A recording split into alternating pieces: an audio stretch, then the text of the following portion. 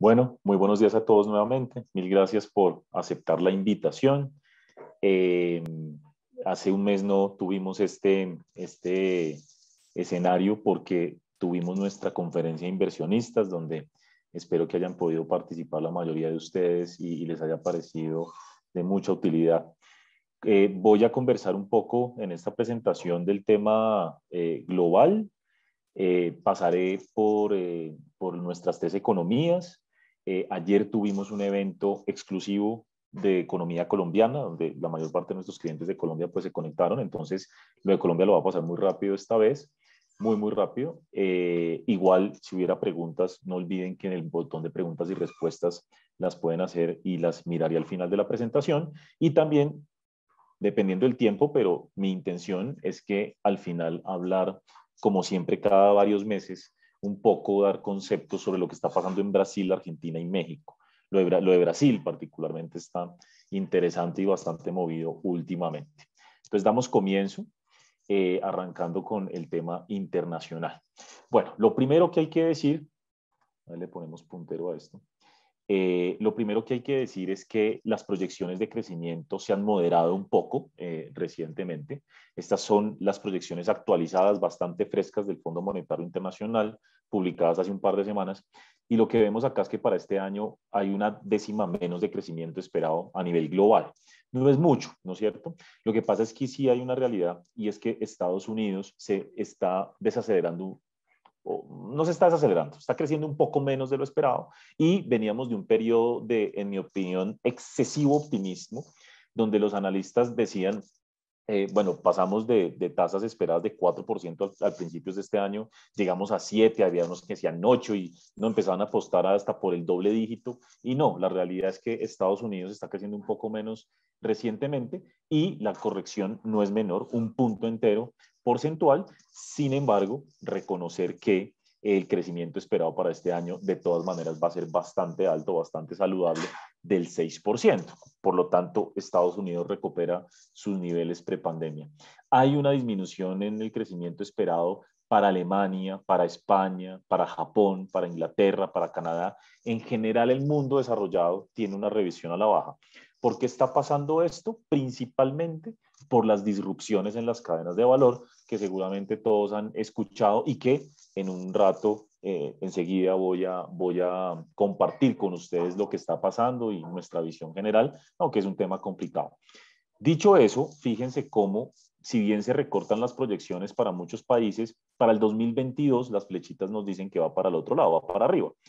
Lo que se está previendo acá es que estas disrupciones en las cadenas de valor que corresponden a problemas logísticos de transporte, no hay containers, altos precios de commodities, etcétera, eh, pues sean temporales y al final tengamos un mejor comportamiento en el próximo año y pues digamos como que se desatrase o se compense el comportamiento menos favorable que hemos visto recientemente este año.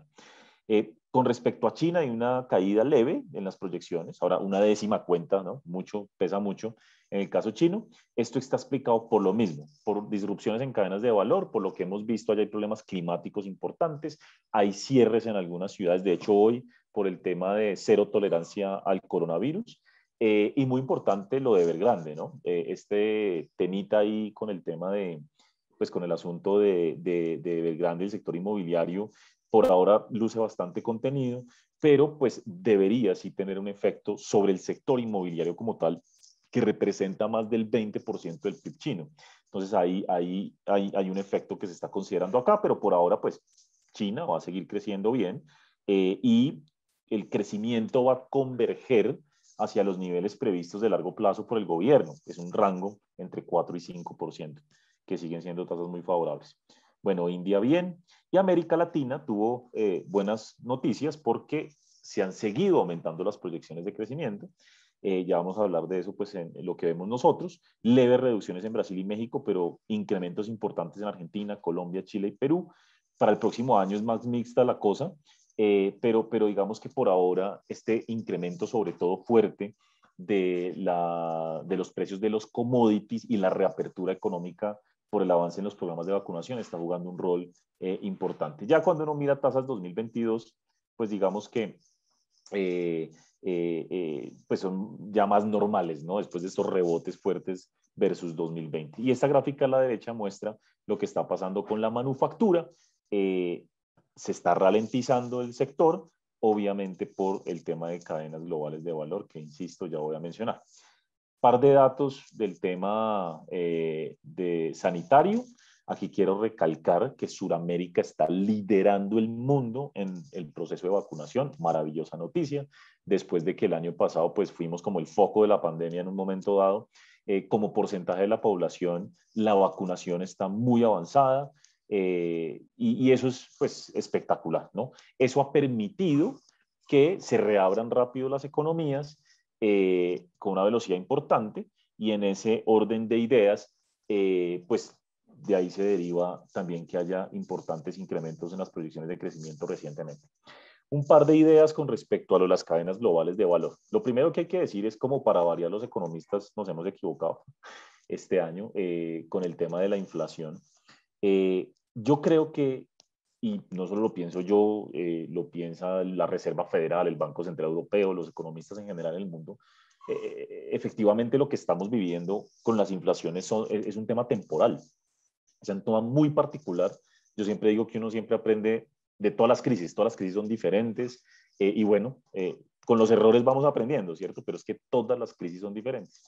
Y esto de las cadenas globales de valor, pues nadie lo preveía y se está solucionando mucho más lento de lo esperado. Entonces, vamos a tener una inflación alta por más tiempo. Yo no creo que tengamos más inflación, simplemente que seguramente vamos a tener una inflación alta que se va a demorar más en caer por lo que está pasando. Entonces, lo que está pasando es que tenemos una crisis de semiconductores. Esto que está acá es el índice de acciones de las compañías de semiconductores. Imagínense cómo les ha ido de bien, ¿no? Lástima no haber metido la plata ahí. Alguno de pronto ojalá la haya metido. Pero esto es una crisis que se da por la pandemia misma. Se disminuyó la producción de chips en el mundo el año pasado con el COVID y no se esperaba una demanda tan rápida por estos componentes. Y básicamente eso se da por un incremento básicamente histórico en las ventas de equipos de cómputo y smartphones que utilizan esto. Adicionalmente, los vehículos requieren de microchips o semiconductores, pero ellos han quedado en la cola porque le generan menos rentabilidad a las compañías que producen chips. Entonces, tenemos el problema en el sector vehículos totalmente represado, la producción de vehículos en el mundo cayendo. De hecho, Alemania cae en su proyección de crecimientos por la industria automotriz principalmente, ¿no? Entonces, esto juega un papel, digamos, el COVID es el que ha jugado un rol en esto, con un aumento sustancial en la demanda por chips, que seguramente se va a ir estabilizando y normalizando en el tiempo, pero pues es un proceso relativamente lento y mientras no pasemos la página de la pandemia, pues vamos a seguir teniendo algunos inconvenientes. Miren esta gráfica de abajo a la derecha, es el tema de el costo de los fletes, el costo de transporte marítimo. Esto pues ha subido absurdamente. Yo creo que todos y muchos de ustedes, clientes nuestros empresarios, están enfrentando este problema. La realidad es que claramente hay escasez de contenedores, hay muchas tesis detrás de eso. Por ejemplo, que los contenedores llegan a Estados Unidos, pero se devuelven desocupados porque pues, el déficit comercial es alto. Entonces se devuelven desocupados, se aumenta el costo. No hay conductores suficientes de tractoromulas en Europa ni Estados Unidos, entonces se demoran mucho en descargar. En China, por ejemplo, en un par de ocasiones este año han cerrado los puertos más importantes por casos de COVID. Entonces se represan los contenedores. Y hay otra tesis y es que hay un oligopolio en las navieras. Son 7 u 8 navieras las que tienen casi que el 80% del transporte marítimo en el mundo. Entonces hay un tema ahí donde se está especulando, se está rumorando que con el aumento de la demanda, pues están aprovechando para aumentar precios. Entonces, son muchas cosas, ¿no? Son muchas cosas. Ahora bien, miren esta gráfica a la izquierda abajo, el comercio mundial o la industria, en este caso global, se ha recuperado, pero está lejos todavía de la tendencia prepandemia.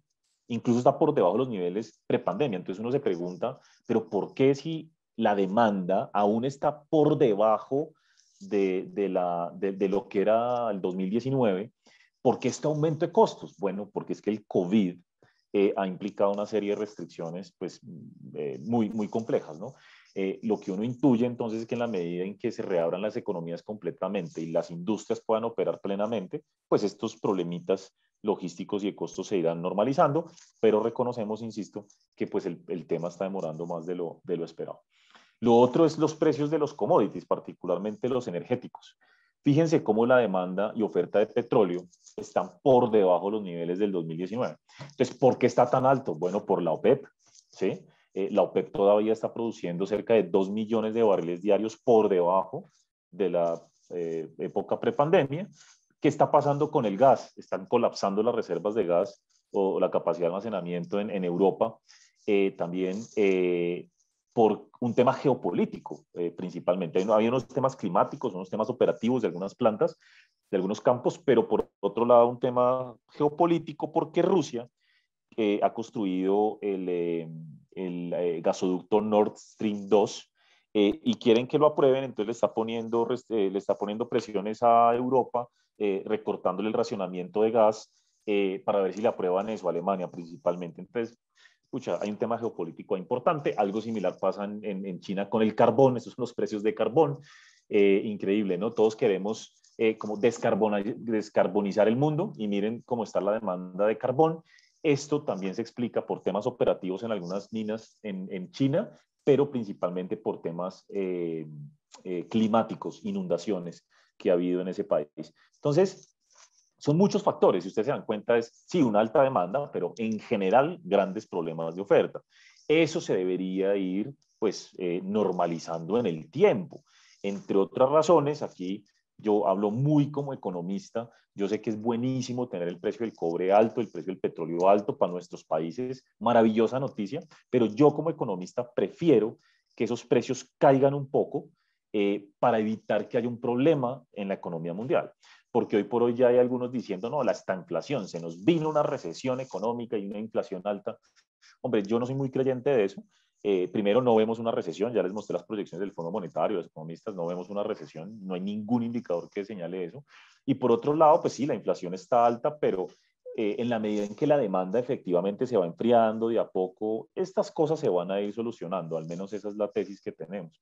Pero efectivamente, un precio muy alto del petróleo, un precio muy alto del precio del cobre, no es bueno para una economía que se está recuperando, hablo de la economía mundial, apenas empieza a recuperarse gradualmente. Entonces, bien que tengamos precios altos, ojalá un poco menos altos, no que caigan, colapsen, pero que haya precios moderados, porque hay una realidad y es que los precios de los combustibles sí pueden meter en recesión a economías que apenas están empezando a recuperar, ¿no? Entonces digamos que ese es un punto importante. Igual vemos unos commodities cerca de los rangos actuales, sobre todo en el cobre, en el caso del petróleo, algo menos, eso debería estabilizarse más abajo, pero bueno, en el corto plazo sí, temas geopolíticos y todo esto va a seguir jugando un rol y lo que haga la OPEP. El caso China, lo que ustedes miren, esto que está aquí a la izquierda es la velocidad del crédito, es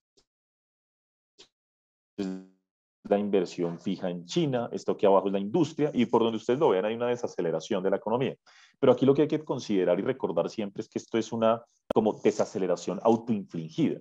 Las autoridades chinas han buscado desacelerar la economía, enfriarla un poco, porque China es una economía excesivamente endeudada. Y en ese sentido, pues Evergrande es un gran ejemplo. Ellos han buscado desde principios de este año bajarle un poco el apalancamiento, reducir el crédito, unas restricciones para que el endeudamiento Evergrande, insisto, es un ejemplo. Entonces, lo que vamos a tener hacia adelante es un enfriamiento adicional de la economía china, pero como mostrábamos atrás, seguramente convergiendo a las tasas que busca el gobierno chino, de cercano al 5%, 4% en el mediano largo plazo. Eso seguirá siendo saludable. Igual ellos van a continuar, digamos, las autoridades con unas disyuntivas importantes porque pues tienen que defender la economía y al mismo tiempo tratar de desapalancarla, ¿no? Para que no haya tantos riesgos. En el caso puntualmente del sector inmobiliario de Evergrande, hay un gran consenso. Yo ahí sí digo, hombre, analizar China es casi imposible y muchos dicen muchas cosas, pero pues yo creo que para analizar China sí hay como que estar sentado allá directamente, ¿no? Los expertos, los que cubren China desde allá adentro, mencionan que China, el gobierno chino no va a permitir que el tema inmobiliario tenga repercusiones sobre el sistema financiero. Nosotros creemos eso también. Si bien es cierto que puede dejar que se enfríe el sector inmobiliario, que es el que está muy apalancado. Entonces va a haber un impacto en crecimiento, ya lo está teniendo, pero por otro lado, esperemos, no nos equivoquemos y no se equivoquen la mayor parte de analistas en el mundo, de que esto no debería derivar en una crisis financiera o algo por el estilo. En medio de todo este contexto, pues sabemos bien que está la discusión de la Reserva Federal, de que va a empezar a retirar el estímulo. Según esta gráfica es lo que ha dicho o ha sugerido Jerome Powell, entre noviembre o diciembre de este año vamos a empezar a ver el recorte del estímulo monetario. Recordemos que el tapering no es sacar liquidez del mercado, es inyectar menos, ¿sí? Entonces, actualmente la Reserva Federal está comprando 120.000 millones de dólares mensuales en bonos y lo que han sugerido es que esto puede ir recortándose hasta mitad del próximo año. Miren, la buena noticia, para mí es una excelente noticia. Esto va a traer volatilidad. O sea, yo sí creo que el comienzo del retiro del estímulo monetario en Estados Unidos va a crear volatilidad. Es usual, ¿no? Cuando la Fed sube tasas o disminuye la liquidez o recorta la inyección de liquidez. Pero esto no va a ser el 2013. Por lo menos esa es la tesis que tenemos y es nuestro escenario base. Acuérdense que en el 2013 hubo el primer tapering de la historia, que fue el de Ben Bernanke, y cuando en mayo del 2013 Bernanke anunció que iba a empezar a disminuir la liquidez, la inyección de liquidez, hubo lo que se denominó un taper tantrum, que es que básicamente colapsó el mercado. El mercado de bonos se dispararon las tasas de interés, entraron en recesión muchas economías, colapsaron los mercados internacionales, las acciones. Yo creo que porque el mercado no estaba preparado para eso, en buena medida. En esta ocasión, pues la Fed, decíamos nosotros hace varios meses, la Fed ya aprendió la lección y ha comunicado muy bien. Y esa ha sido nuestra tesis, que van a ser cuidadosos y van a ser graduales, para que el mercado pueda incorporar de a poquito y en buena medida ese escenario de menor liquidez hacia el futuro. Y pues fíjense que las tasas de los tesoros recientemente han subido, pero no ha sido una cosa extravagante. Estamos por los lados hoy de 1,56 y las bolsas en máximos históricos, tanto la de Estados Unidos como la europea. Entonces, para mí eso es una gran señal de que efectivamente el mercado ha logrado internalizar esto y que la Fed está siendo exitosa en el proceso. Dicho todo lo anterior, acaba de salir el dato de PIB de Estados Unidos del tercer trimestre, bastante por debajo de las expectativas. Se esperaba 2,6 anualizado trimestral, fue 2%. Y estos son como los datos que estamos viendo de proyecciones. En general se están bajando, como lo mencionaba el tiempo. Estas dos gráficas que aparecen acá muestran la de arriba, es la encuesta que se le hace a gestores de portafolio por parte de Bank of America. Cada vez más analistas diciendo que la economía se va a enfriar, no que va a entrar en recesión, que se va a enfriar, ¿sí? que va a crecer menos a futuro. Cada vez más hay quienes piensan eso, tiene sentido. Pero aquí está el, como, entre comillas, riesgo, el miedo, yo digo, del mercado, de lo que hablábamos ahora. Esta línea azul clara muestra el porcentaje de gestores de portafolio que ve que el crecimiento va a desacelerarse y la inflación va a estar muy por arriba de los promedios históricos. Entonces, eso va a ser una gran disyuntiva para los bancos centrales. Hoy por hoy, nosotros seguimos creyendo, porque así ha sido nuestro pensamiento todo este año, de que la Reserva Federal seguramente va a empezar a retirar el estímulo y va a empezar el tapering, pero puede que sea más lento de lo que el mercado piensa o de lo que el mismo Powell ha sugerido. Él sigue siendo muy cauto. Yo creo que ellos están monitoreando muy de cerca lo que está pasando con la economía. Recordemos que Estados Unidos está empezando, lo decíamos también en meses anteriores, está empezando ya como a andar solita, sin la mano del estímulo fiscal. Acuérdense que hace un par de meses vencieron las transferencias de cheques a las familias y ahí decíamos nosotros, vamos a ver cómo le va al mercado laboral, vamos a ver cómo le va a las familias consiguiendo trabajo, trabajando y que la economía vaya solita, sin tanto estímulo, y pues le está costando. Obviamente las disrupciones en las cadenas de valor también han jugado un rol, pero entonces el punto es que sí, tenemos una inflación más alta, pero un crecimiento que se está enfriando un poco, entonces eso va a ser una disyuntiva, lo cual nos lleva a pensar que la Reserva Federal seguramente empiece su estímulo, su retiro de estímulo, su tapering, pero de una manera más gradual probablemente de lo que la gente piensa. Eso siempre ha sido un riesgo y siempre hemos pensado que inclusive la Fed puede no poder subir tasas ni siquiera en el 2022 o principios del 2023, como hoy espera el consenso del mercado. Va a ser un tema igual interesante y va a ser lo más relevante para los mercados. El otro tema es bien importante de la mano de lo que estaba diciendo atrás, a pesar de todo este ruido y que la inflación y que la Fed, y ¿no? En septiembre entraron la mayor cantidad de flujos a mercados emergentes de portafolio, flujos de portafolio, en los últimos 5 o 6 meses. Buenísima noticia, ¿cierto? Que en medio de todo este tema y de tanta incertidumbre entre plata emergente. Eso, en nuestra opinión, es de nuevo una señal preliminar, por lo menos, de que no vamos a vivir lo del 2013. Ojalá no nos equivoquemos. Entonces, claro, aquí hay un factor importante que hemos dicho. Primero, en el 2012-2013, antes del tapering de Ben Bernanke, había entrado mucho dinero a emergentes. Esta vez no. Solo unos meses por allá entre noviembre y febrero de este año que entraron muchos flujos, pero no es que haya demasiado dinero en mercados emergentes. Eso ayuda, porque pues si pasa algo, no es que puedan salir muchísimos miles de millones de dólares, porque no los hay. Eso por un lado.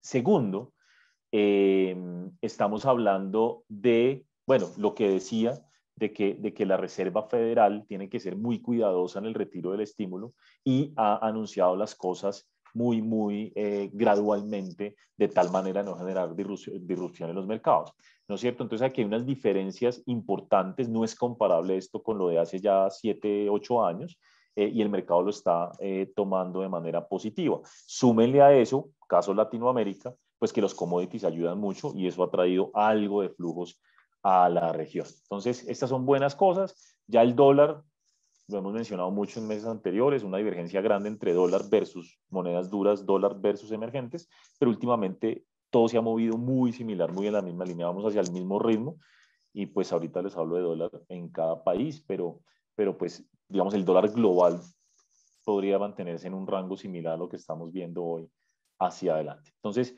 en conclusión, yo creo que particularmente en la economía mundial hablar como de temas del tipo estanflación y recesión, no, la verdad yo creo que eso está lejos, no hay indicadores que apunten a eso. Eso sí, la inflación va a ser más alta de lo esperado y los bancos centrales entran en una disyuntiva.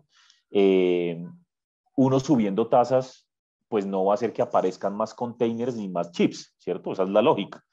Eso lo va a pensar el Banco Central, pero lo que tienen que hacer los bancos centrales es evitar que el aumento actual de la inflación, por más temporal que sea, genere un impacto negativo en las expectativas y que eso se transforme en mayor inflación futura. Entonces, ahí los bancos centrales van a tener que efectivamente seguir retirando estímulo o empezar a retirar estímulo en algunos casos, pero probablemente no lo puedan hacer al ritmo que muchos piensan, más allá de la inflación, porque la economía está pues enfrentando algunos riesgos claramente con esos costos de producción más altos. Entrando a Latinoamérica, lo que estamos viendo es, bueno, aquí lo que decía, perdón, me devuelvo, pero pues veíamos proyecciones al alza en crecimiento, buenas noticias, commodities al alza, buenas noticias, pero lo político, buenas o malas noticias, no sé, pero en el margen malas, ¿no? En los últimos meses. Entonces, eso es lo que está como contrarrestando en buena parte en muchos países. Tenemos temas políticos relevantes en Brasil, en Argentina, en Colombia en los próximos meses, en Perú actualmente y en Chile, pues ni se diga. Entonces, eso es lo que está un poco contrarrestando el buen momento de los fundamentales económicos. Todas las economías reabriéndose rápidamente, buena noticia, en la medida en que los programas de vacunación avanzan. Los países más abiertos hoy en términos de movilidad son Colombia y Brasil, el último es Perú, pero de todas maneras ya llegando a los niveles precrisis. ¿Quiénes lideran hoy en Latinoamérica el crecimiento económico? Chile, Colombia y Brasil.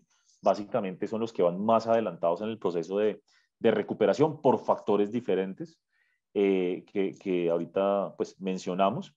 Y en cuanto al COVID, ya lo mencionaba, pero la buena noticia es esta gráfica de aquí a la derecha, como todos los países realmente han acelerado en los últimos meses sus programas de vacunación y eso es una maravillosa noticia. Países como Chile, como Colombia y Perú también, a partir de los últimos días o semanas, ya van por el tercer shot, ¿no? Entonces, eso es muy, muy positivo. Interesante, yo decía ayer en el webinar que teníamos de Colombia, cómo los epidemiólogos parecen cada vez más economistas pronosticando el dólar, ¿no? O sea, más perdidos no podemos estar en ambos casos, porque miren que en el mundo desarrollado se habla de, de las olas de 2 meses o 3 meses, algo así es el nombre. Y es que efectivamente en el mundo desarrollado son como 2 meses de ola hacia arriba, 2 meses cayendo, en 2 meses después vuelve y sube, y estamos viendo ya otros casos, otra vez subiendo casos en muchos países. Pero Latinoamérica ha sido particularmente interesante porque este llano, o sea, en esto llevamos como 3 meses, ¿no? Más de 3 meses ya. Eh, y, y como que no, pues todos los países de América iba a llegar en septiembre, después que octubre, ya, pues ya llegamos a noviembre y no hay indicios, afortunadamente, más allá pues de lo que he leído de Chile, de algún aumento de casos, pero pues súper controlado, sobre todo las muertes súper controladas. Entonces es una buena noticia y algunos dicen que de pronto es que realmente nos contagiamos tan duro el año pasado en Latinoamérica que los estudios de cero prevalencia sugieren que ya entre un 80 o más por ciento de la población nos contagiamos ya y que entonces estamos teniendo inmunidad natural. Lo de cero prevalencia, recuerden que son los estudios que tratan de inferir cuánta gente se contagió ya, así no haya tenido prueba, haya sido asintomático y demás. Vamos a ver, esto es como el dólar, ni idea. Lo estamos enfrentando. Yo creo que pues alguna cuarta ola sí va a haber, ojalá se demore, pero debería ser mucho más controlable, ¿no? Por los procesos que hemos tenido de vacunación. Eh, Gráficas, esto que son telarañas, siempre digo, solo mirar tendencias. PIB 2021, todas las economías mostrando revisiones al alza en las proyecciones, muy positivo. Con Brasil se ha venido enfriando un poquito por las condiciones que haya, una subida muy fuerte de tasas del Banco Central y otros temas. Para el 2022 caen un poco las proyecciones, sobre todo en Brasil. Brasil la está sufriendo, Brasil la está sufriendo. Para Perú, perdón, para Chile, pero básicamente por temas estadísticos. 2022 no se dejen guiar mucho por las tendencias, porque en muchos países cae la proyección 2022, es porque subió mucho la del 2021. Entonces hay un tema estadístico ahí que juega un rol. La contrapartida de todo esto positivo es pues una inflación muy por arriba. En todos los países la inflación se salió de la meta de los bancos centrales. Para el 2022 siguen aumentando las expectativas. Esto que aparece aquí es Argentina para variar. Y pues como resultado, los bancos centrales han tenido que ajustar sus tasas de interés al alza. Las proyecciones han subido para este año y para el próximo. Argentina en contravía. Como siempre, Argentina es Argentina y eso no va a cambiar. Bueno, lamentablemente. Comentarios muy puntuales de nuestras economías, de las economías andinas. Como les dije, de Colombia va a pasar un poco rápido. Si alguno tiene alguna pregunta, pues con mucho gusto la respondo al final, porque ayer tuvimos un evento sobre Colombia exclusivamente. El caso chileno. Chile pues sigue andando muy bien en lo que respecta al crecimiento económico. Las proyecciones siguen subiendo. Nosotros estamos esperando un crecimiento de alrededor de 11,5% para este año. El dato que nunca se nos puede olvidar con respecto a Chile es que, de acuerdo con cálculos del Banco Central, las familias chilenas, entre las transferencias fiscales y los retiros de ahorros pensionales, que van 3 hasta el momento, ojalá no fueran más, van a recibir 80.000 millones de dólares entre el 2020 y el 2021. Eso es equivalente a más de 30 puntos del PIB. O sea, eso es una locura, eso es una cosa increíble, ¿no?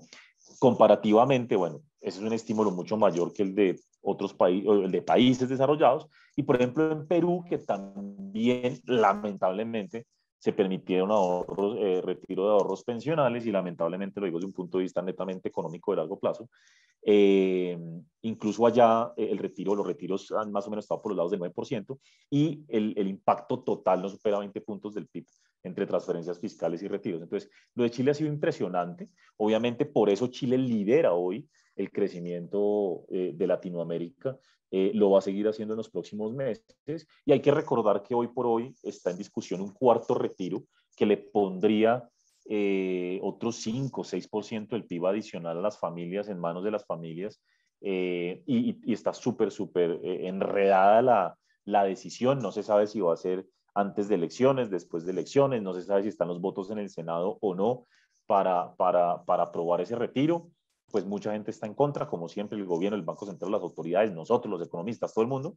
Pero pues la política es la política y la verdad, con todo el respeto, no importa de qué país estemos hablando, pues el político cuando hay elecciones en lo que menos piensa es en su país, ¿no? Esa es una opinión muy personal. Entonces, ustedes ven los medios en Chile y todos los días los congresistas cambian de opinión, todos los días.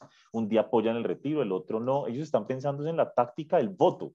Y así es muy difícil. Entonces, bueno, ahí está toda la incertidumbre del mundo, teniendo un impacto muy negativo en los activos.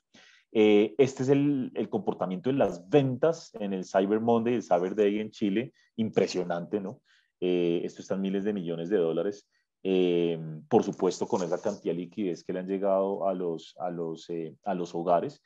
Ya para el próximo año, pues las expectativas se moderan. Nosotros tenemos un crecimiento esperado del 2% en Chile y pues obviamente la base estadística juega un rol. Después de crecer el 11%, pues crecer a un alto ritmo es difícil, pero al mismo tiempo sí se espera que haya menor impulso de las autoridades. El Banco Central está subiendo tasas, además agresivamente.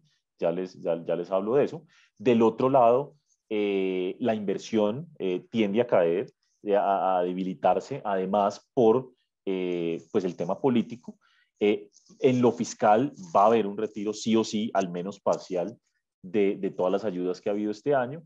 Y bueno, el escenario externo va a crecer un poco menos, la economía mundial. Esto es lo que está pasando y este es uno de los principales riesgos y problemas que hay en Chile. Obviamente Chile, como todos los países, está enfrentando los problemas de disrupciones a las cadenas de valor, los empresarios están viendo afectados por el incremento en fletes, transporte, costos de energía, etcétera, etcétera.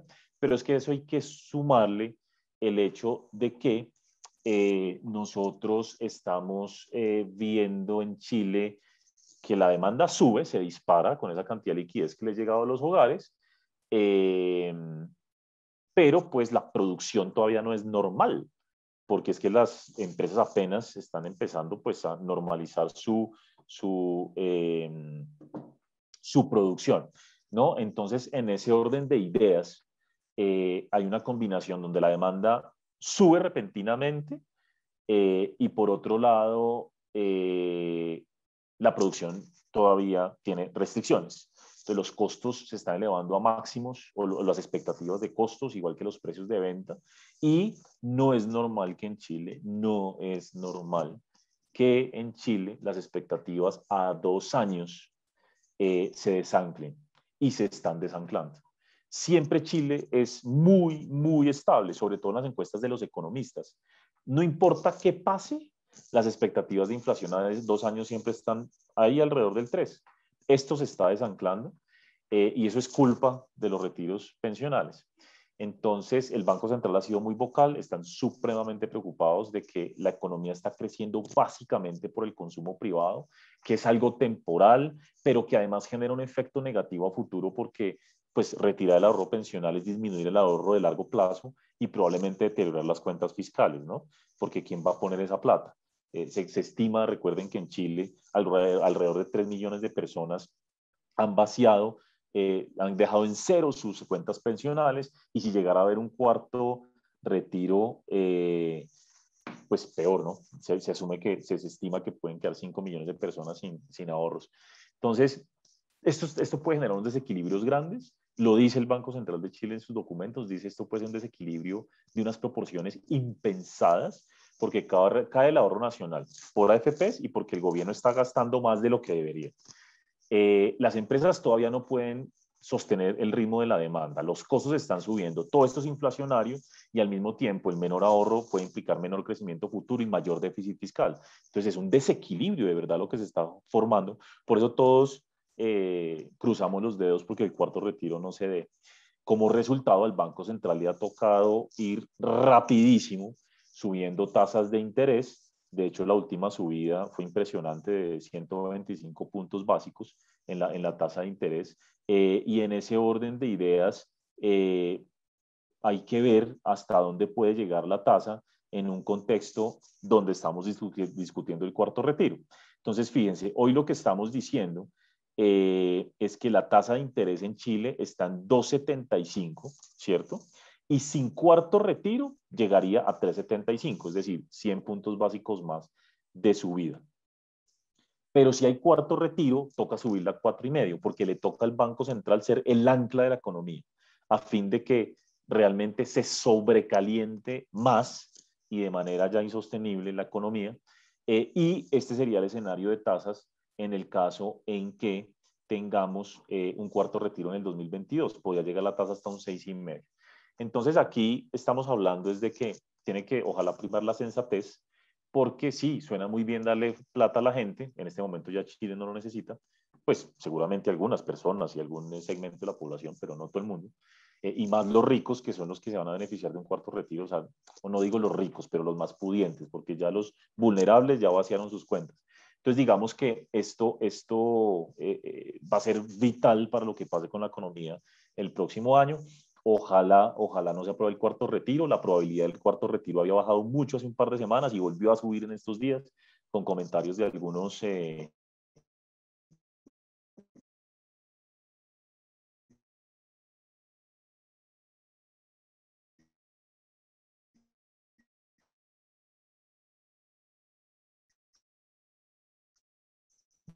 miembros del Senado. Pero bueno, y las tasas de interés, hombre, para que ustedes se hagan una idea, el que no lo tiene muy claro, las tasas en Chile hoy de 10 años están ya cerca del nivel de México. Y eso pues no es normal. Eh, eh,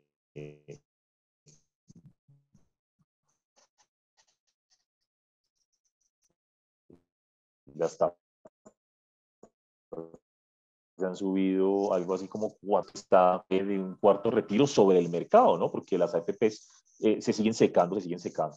Entonces, hombre, el tema aquí es como político, ¿no? Termina uno hablando de política, política, política, lamentablemente. Yo decía que era muy chistoso, pues es curioso, es divertido, ¿no? Que yo estudié economía y finanzas y los últimos 2 años me la paso hablando de política y de salud y de COVID, ¿no? Entonces nos ha tocado aprender de todo y la verdad es que lo político es lo que está moviendo el mundo últimamente y nuestros países.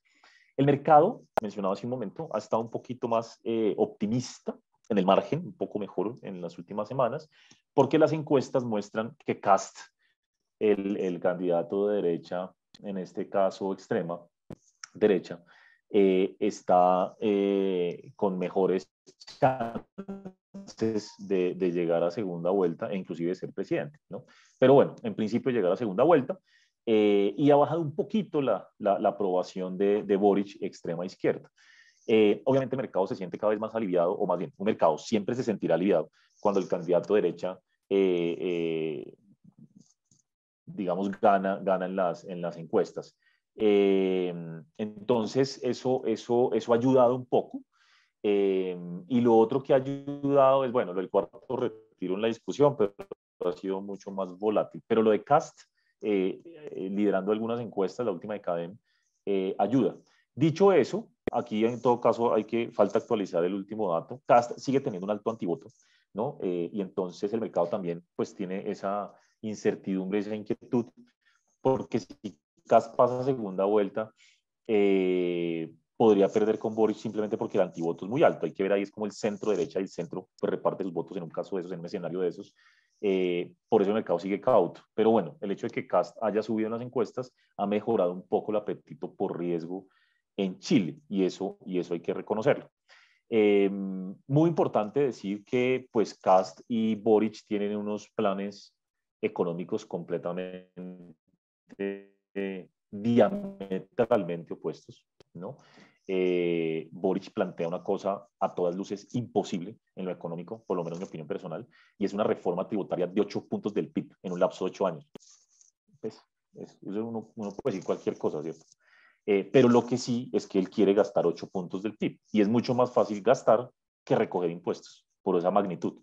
Entonces, Cast sería un riesgo grande para las cuentas fiscales, sobre todo en un contexto de una convención constitucional como sesgada hacia la izquierda, que seguramente va a aumentar los derechos fundamentales o sociales y que va a implicar más gasto fiscal. Por el contrario, en el caso de Cast, él está planteando disminuir impuestos. No parece una buena estrategia desde el punto de vista fiscal, porque disminuir impuestos no implica necesariamente mayor crecimiento económico o que se recaude mucho más a futuro, esa es la apuesta de él, pero por supuesto, entre los dos planes, uno pues prefiere uno que no digan que va a aumentar el gasto en 8 puntos del PIB, ¿no? El CAST aumentaría el gasto en algo cercano a los 3, 4 puntos del PIB eventualmente, sería como nuestro supuesto, pero algo un poquito más moderado, más controlado.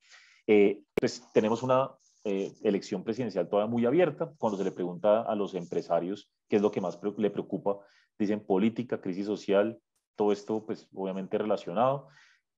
Las expectativas de inversión se han venido moderando mucho hacia futuro y pues obviamente el tema político va a ser vital.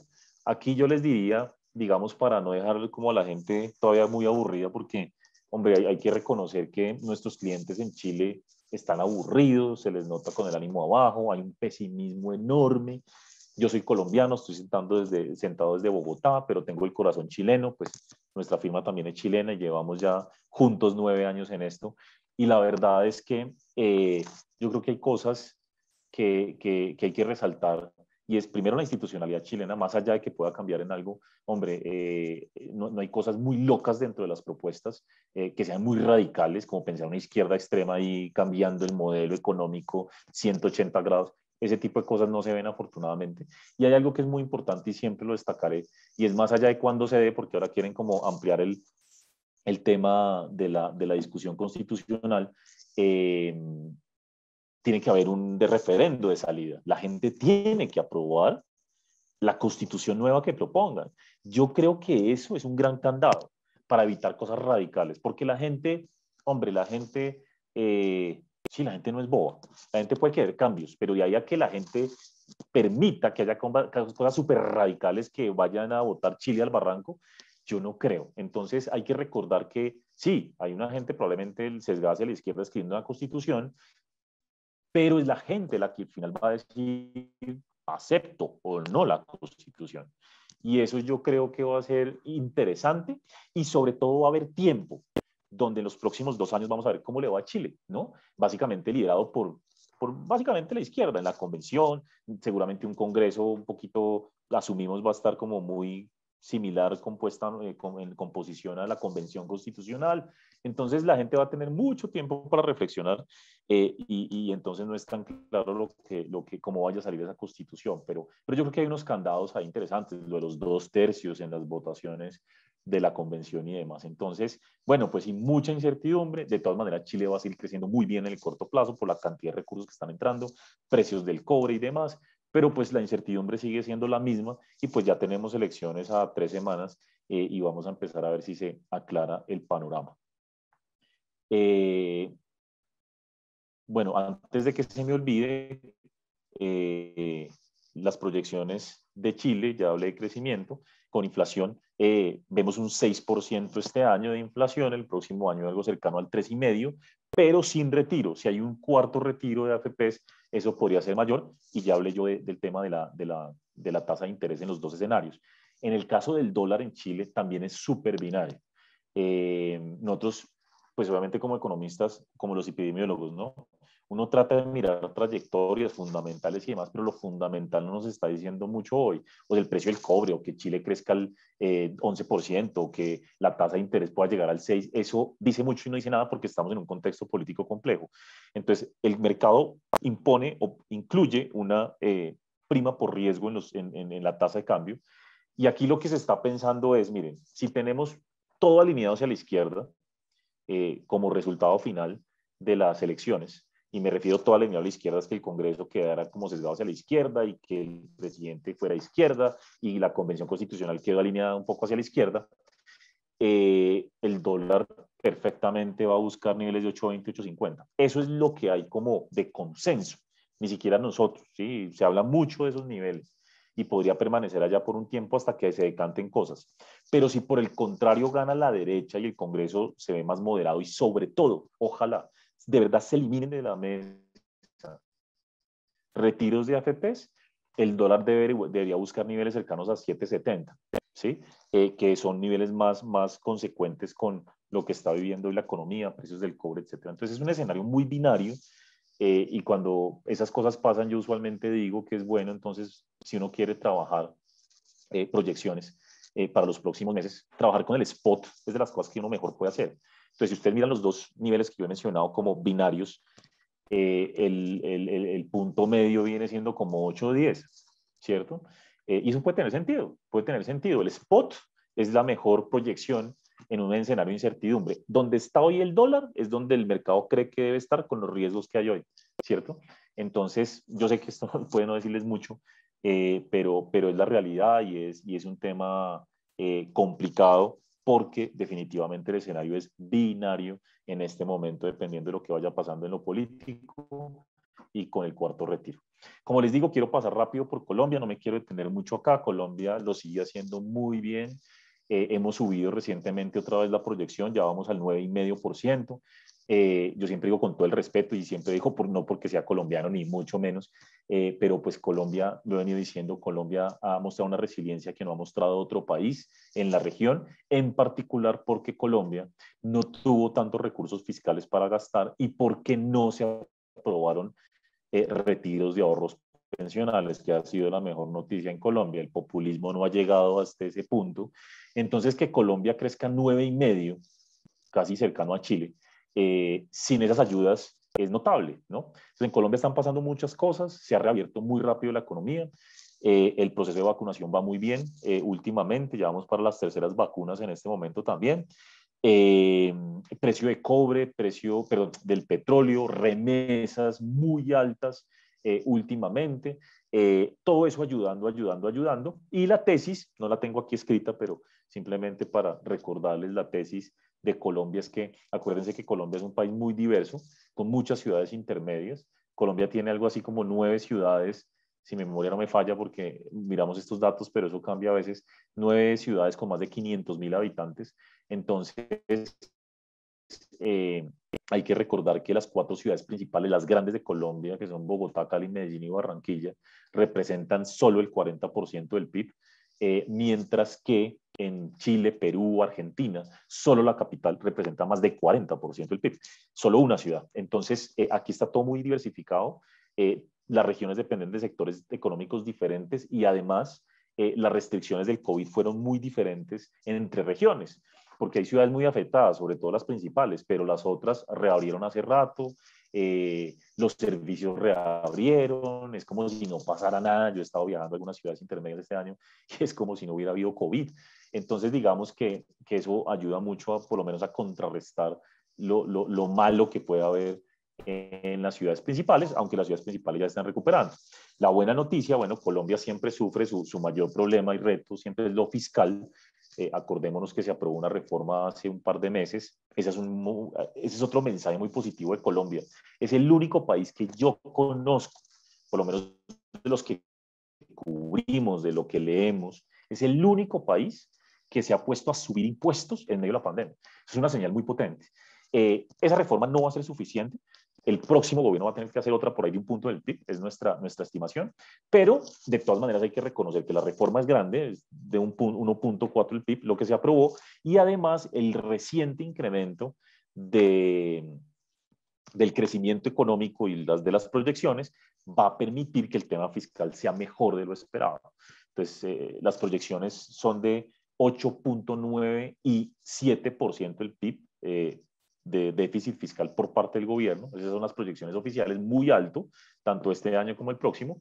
Eh, pero esto que estamos viendo del petróleo y demás va a ayudar mucho. Para que ustedes se hagan una idea, el precio de petróleo con el que está trabajando el gobierno está por los lados de $65 barril y pues estamos a 85. Entonces digamos que eso va a contribuir de manera significativa al ajuste fiscal y eso es una noticia buena que lo estamos también viendo reflejado de alguna manera en los activos colombianos. La otra buena noticia es que el mercado laboral se ha venido recuperando rápido. De todas maneras, faltan 700.000 personas por recuperar su empleo. Ahí vamos a tener un rezago en ese orden de ideas. Y lo malo de todo esto es que la economía va bien, va jalando, va ganando tracción, pero la mala noticia es que las exportaciones no. Colombia tiene un gran problema estructural y es que seguimos dependiendo mucho de agricultura y de, digamos, commodities energéticos de petróleo y carbón en las exportaciones. Y no, Colombia siempre ha estado estancado. Entonces, Colombia crece mucho y el déficit de cuenta corriente se le amplía y este año va a llegar otra vez como a 5 puntos del PIB, lo cual no es una buena noticia. Y el mercado pues está atento a eso. Colombia tiene de los mayores déficits gemelos en el mundo. Me refiero a la suma del déficit fiscal con el de cuenta corriente y eso es algo que tenemos que reconocer. Colombia sigue abocado pues a esta incertidumbre. De todas maneras, pues Colombia ya perdió el grado de inversión. Entonces, pues es algo que el mercado está pasando la página.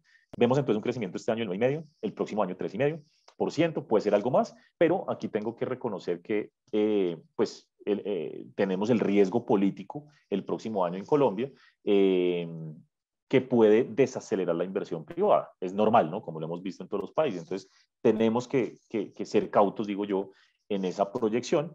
Dicho eso, pues lo que está pasando con carbón, petróleo y demás nos pone un sesgo al alza en la proyección de crecimiento.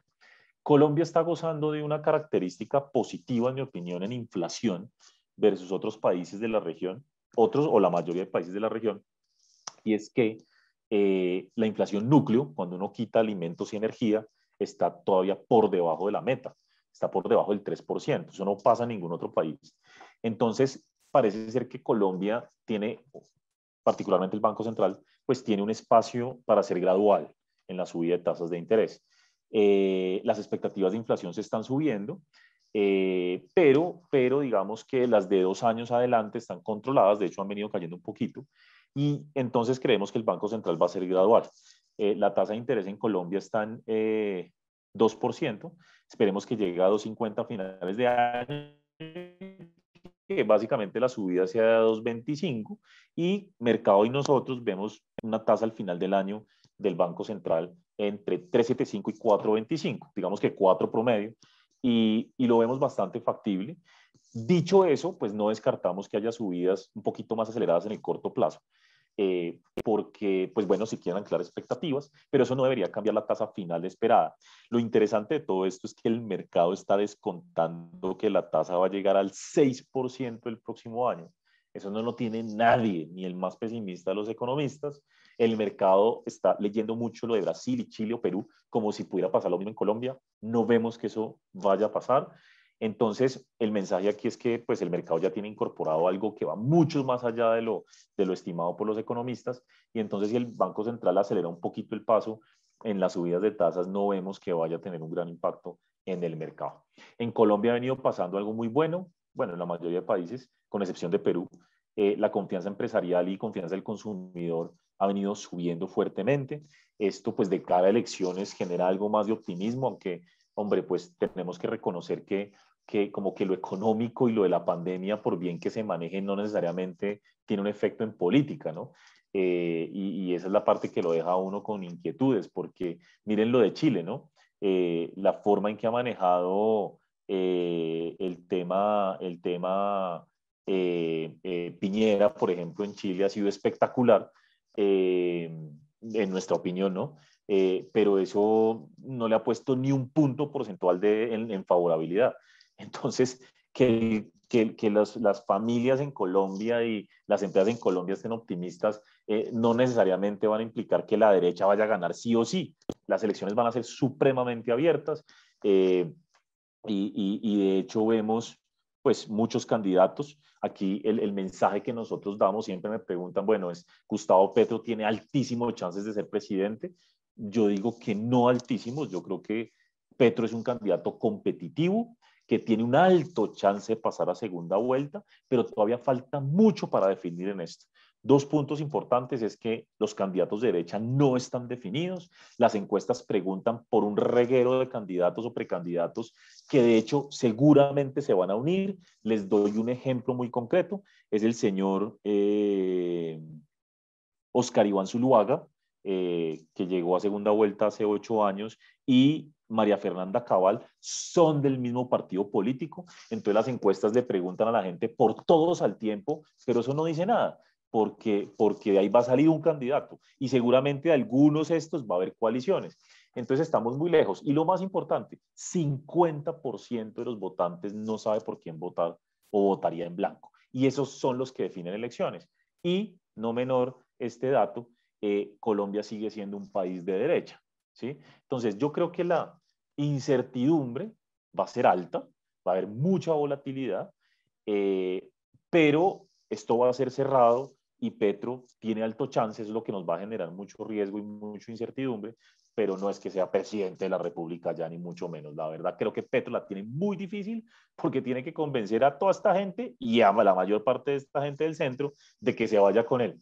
Y eso, la verdad, yo lo veo como difícil, pero bueno, ojalá no nos equivoquemos. Igual esto lo hemos hablado con muchos analistas políticos y piensan la mayoría de manera similar. Hemos visto unos activos en Colombia comportándose muy bien últimamente, acciones y dólar en particular. El dólar en Colombia ha caído fuertemente últimamente en contravía del resto de la región. Eh, en parte creemos que es porque pues, el ruido político todavía no está ahí, entonces somos de los poquitos países que no tiene ruido político, pero tenemos que reconocer que en los próximos meses el ruido político va a aumentar. Entonces voy a hacer el mismo comentario que hice con el caso chileno. Seguramente el dólar va a estar de pronto por estos lados durante unos próximos meses, cerca de 3.700, 3.750, pero en la medida en que se acerca el tema electoral vamos a tener presiones alcistas, sobre todo si Petro sigue pues apuntando a que va a llegar a segunda vuelta. Eso seguramente va a suceder y por tanto el dólar no descarto que esté por los lados de 4.000 o algo por el estilo, un poquito más durante la primera parte del año, hasta que se vaya decantando el riesgo, ¿sí? Ahora, ¿qué dicen los fundamentales? Que el dólar debería estar por los lados de 3.600.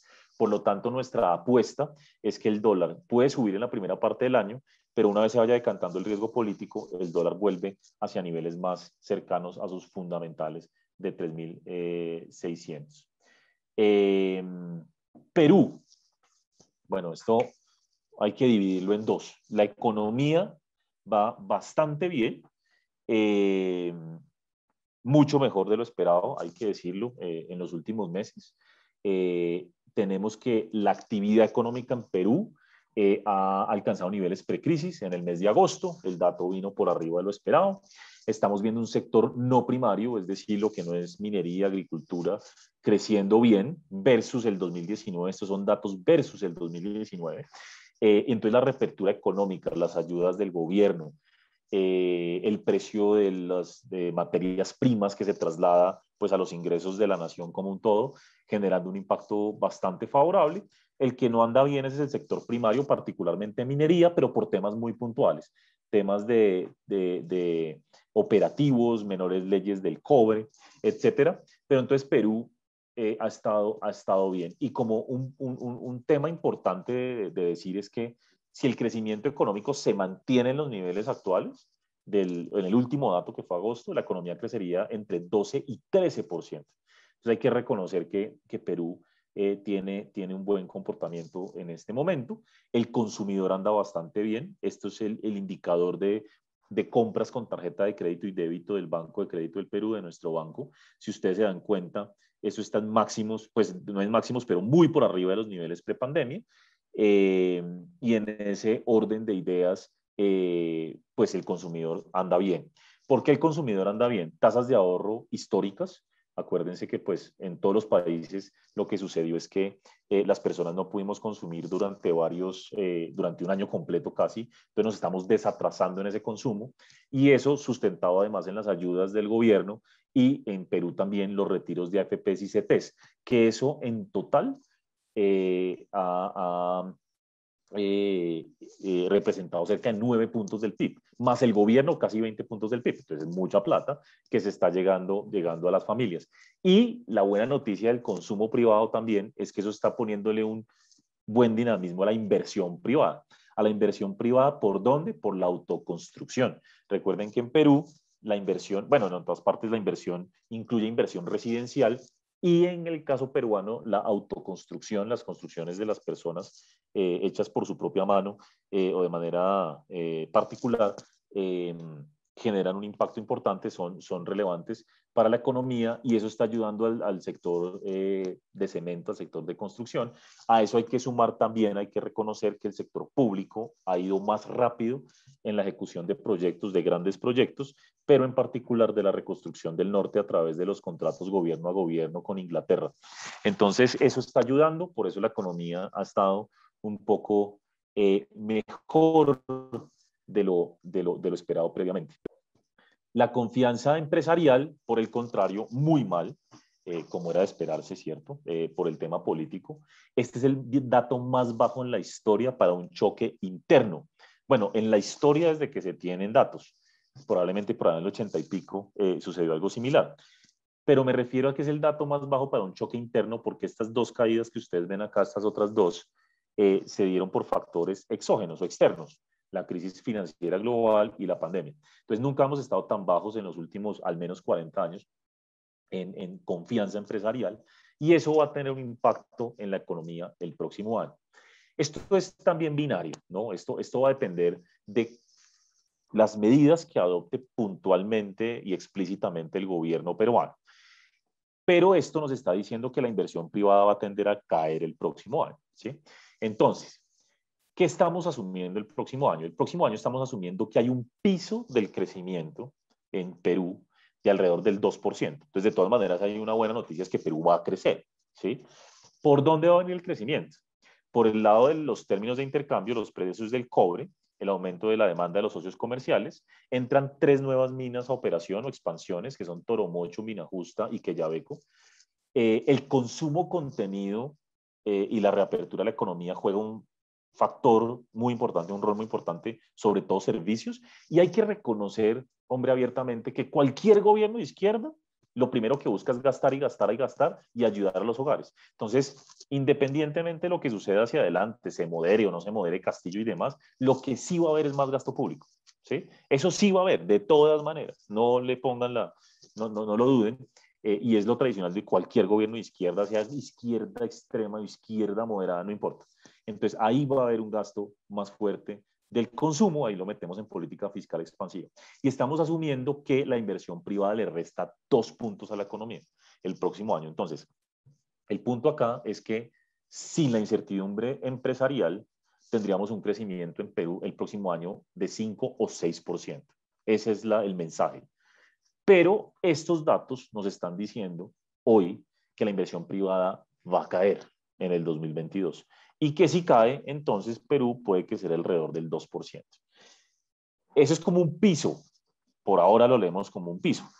Si vamos a crecer más o no en Perú, pues dependerá de medidas puntuales. En Perú también estamos viendo un fuerte incremento en la inflación. Aquí hay algo muy idiosincrático que es pues la devaluación de la moneda, la depreciación. O sea, estamos todavía cerca a 4. Eso se transmite rápido a precios, más rápido que en otros países, en el caso peruano, por el tema de la semidolarización. Entonces se transmite muy rápido a precios el incremento del tipo de cambio. Afortunadamente se ha moderado un poco desde el 6 de octubre, desde el cambio de gabinete, el tipo de cambio, pero está imponiendo presiones y a eso se suma alimentos, energía y todo lo que sabemos. Y por eso el Banco Central ha tenido que ir un poquito más rápido en el retiro del estímulo, ha subido la tasa a 125 puntos básicos, ya estamos en 1,5 en Perú y es previsible que siga gradualmente subiendo tasas, pero qué tan gradual o no lo irá dictando la política, ¿sí? Si la política toma medidas que van en contra del modelo, que van en contra de la confianza y sube el dólar, pues seguramente al banco le toca acelerar, ¿sí? Por ahora, hoy esa tasa en 1,50, creemos que se puede ubicar cerca de 2,5 o algo así en el 2022, por esos lados estamos. Ahora, con Perú, similar a Chile, tenemos riesgos fiscales grandes, ¿sí? Porque tenemos un gobierno que quiere gastar mucho y vamos a ver si logra o pues si realmente propone fuertes incrementos en impuestos. Pero lo cierto es que para cumplir con las promesas de campaña hay que hacer una reforma tributaria relevante. Por ahora, las calificadoras bajaron, bueno, Fitch bajó la calificación de Perú a triple B por el continuo deterioro del balance soberano, dice textualmente, y Standard Poor's recortó el outlook también el mismo día, esto fue la semana pasada, de estable a negativo, pero mantuvo todavía la calificación triple B+. Es de esperar que Standard Poor's le baje la calificación también a Perú en los próximos meses. Cuando uno mira las proyecciones fiscales del nuevo gobierno, lo que está en el papel pinta muy bien. O sea, es como si hay un mensaje claro de consolidación fiscal y que se quieren hacer las cosas bien. Pero hay unos supuestos que no cuadran. Y es que, por ejemplo, ven la economía peruana creciendo el próximo año 5%, o la inversión privada creciendo 5,5%. Eso no cuadra. De hecho, el Banco Central de Perú, Julio Velarde, tiene como estimación que la inversión privada no crece el próximo año, cero. Y think tanks relevantes en Perú creen que la inversión privada puede caer a doble dígito. Nosotros estamos por la mitad de esos rangos. Entonces, muy optimistas las proyecciones. De hecho, además, el gobierno asume que el gasto va a caer en más de un punto del PIB en los próximos años, casi 2 puntos. Pues la verdad, como uno dice, ¿pero de dónde? De hecho, 3 puntos, ¿no? ¿De dónde? Si el gobierno lo que busca es gastar más y salud y pensiones y no sé qué. Entonces, claramente aquí va a ser muy relevante lo que puedan hacer en términos de reforma tributaria y eso no va a ser tan fácil. Y ya voy a mencionar algo con respecto a eso. Entonces, la buena noticia es que Perú anda bien, sigue andando, va a seguir andando bien en el tema de crecimiento por unos trimestres más. El consumo viene impulsado, la minería viene impulsada, abren nuevos proyectos, el mundo está ayudando. Entonces, Perú va a seguir creciendo, ¿no? Más allá del 2022, pues va a depender de lo que sean las políticas de gobierno. El punto es, esto cambia todos los días, ¿no? Pero nuestra visión es que en el margen, como llamamos los economistas o los financistas, en el margen las cosas han mejorado. ¿A qué me refiero con el margen? Que yo me paro hoy y me comparo con hace 3 semanas y las cosas han mejorado, ¿sí? Hay un cambio positivo, no sé qué tan leve o qué tan fuerte, pero es un cambio positivo. Y eso se ha visto reflejado en los mercados. O sea, no somos solo nosotros o Daniel Velante el que piensa esto, sino en general los mercados, porque la bolsa ha subido de una manera increíble.